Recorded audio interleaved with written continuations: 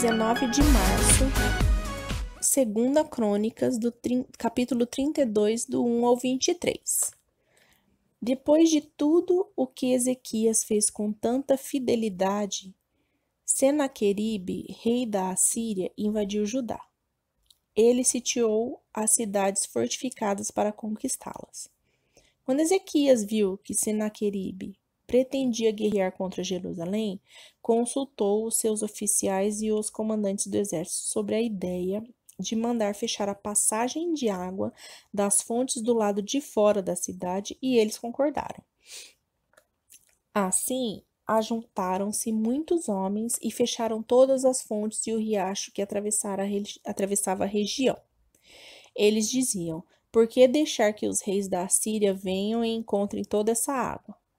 Depois, com grande empenho, consertou todos os trechos quebrados do muro e construiu torres sobre ele.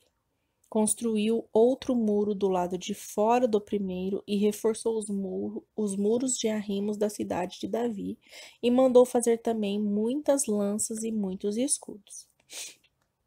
Nomeou sobre o povo oficiais militares e os reuniu na praça junto à porta da cidade, animando-os com essas palavras: sejam fortes e corajosos, não tenham medo, nem se desanimem por causa do rei da Síria e do enorme exército que está com ele, pois conosco está um poder maior do que o que está com ele. Com ele está somente poder humano, mas conosco está o Senhor, o nosso Deus, para nos ajudar e para travar as nossas batalhas. E o povo ganhou confiança com o que disse Ezequias, rei de Judá.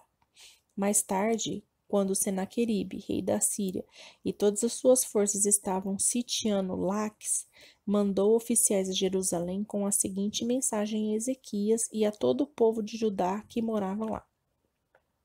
Assim diz Senaqueribe, rei da Síria: em quem vocês baseiam a sua confiança para permanecer cercados em Jerusalém? Quando Ezequias diz: o Senhor, o nosso Deus, está das mãos do rei da Síria, ele os está enganando, para deixá-los morrer de fome e sede.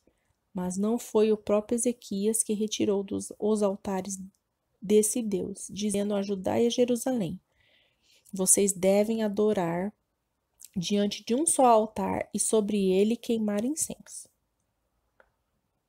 Vocês não sabem o que eu e os meus antepassados fizemos a todos os povos das outras terras? Acaso alguma vez os deuses daquelas nações conseguiram livrar das minhas mãos a terra deles?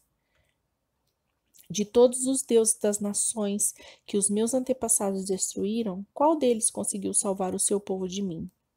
Como então o Deus de vocês poderá livrá-los da minha mão? Portanto, não deixem Ezequias enganá-los ou iludi-los dessa maneira. Não acreditem nele, pois nenhum Deus de qualquer nação ou reino jamais conseguiu livrar o seu povo das minhas mãos ou das mãos dos meus antepassados. Muito menos o Deus de vocês conseguirá livrá-los das minhas mãos. Os oficiais de Senaqueribe desafiaram ainda mais a Deus, ao Senhor e ao seu servo Ezequias. Senaqueribe também escreveu cartas insultando o Senhor, o Deus de Israel, e o desafiando. Assim como os deuses dos povos das outras terras não livraram o povo deles das minhas mãos, também o Deus de Ezequias não livrará o seu povo das minhas mãos. Então os oficiais gritaram na língua dos judeus ao povo de Jerusalém, que estavam sobre o muro, para assustá-los e amedrontá-los com o intuito de conquistarem a cidade. Referindo-se ao Deus de Jerusalém, como falavam dos deuses dos outros povos da terra, que não passam de obra nas mãos dos homens. Por tudo isso, o rei Ezequias e o profeta Isaías, filho de Amós, clamaram em oração aos céus, e o Senhor ouviu, e o Senhor enviou um anjo que matou todos os homens de combate, todos os líderes e oficiais do acampamento do rei assírio, de forma que este se retirou envergonhado para sua terra. E certo dia, ao adentrar o templo do seu Deus, alguns dos seus filhos o mataram à espada. Assim, o Senhor salvou Ezequias e o povo de Jerusalém das mãos de Senaqueribe, rei da Síria, e das mãos de todos os outros, e cuidou deles em todas as fronteiras. Muitos levaram a Jerusalém ofertas para o Senhor e presentes valiosos para Ezequias, rei de Judá. Daquela ocasião em diante, ele foi muito respeitado por todas as nações. Deus está do seu lado.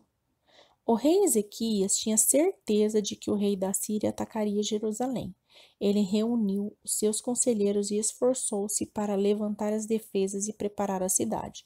Então, reuniu o povo e lembrou de que, independentemente do tamanho do exército adversário, Deus era maior, e o povo ganhou confiança. Não é errado que pode acontecer, é realismo. O errado é não buscar o auxílio de Deus e não humilhar-se em adoração a Ele. Entre outras coisas, nosso louvor lembra o inimigo de quem Deus é e quão bem conhecemos. Sempre tenha em mente que o inimigo não quer que você adore a Deus. Portanto, toda vez que tentar construir um altar a Deus em sua vida, o inimigo procurará detê-lo. Você tem enfrentado alguma oposição? Tem sentido o inimigo preparando-lhe um grande ataque? Fica confuso ao ver como é pequena a sua força e seu poder? Não se preocupe, ore e lembre, porque aquele que está em vocês é maior do que aquele que está no mundo. Quando o rei Ezequias enfrentou um inimigo poderoso, contou a verdade ao povo: Deus é maior. Tenha em mente que, ao reconhecer e louvar a Deus em meio à oposição do inimigo, haverá muito mais poder em você do que nele.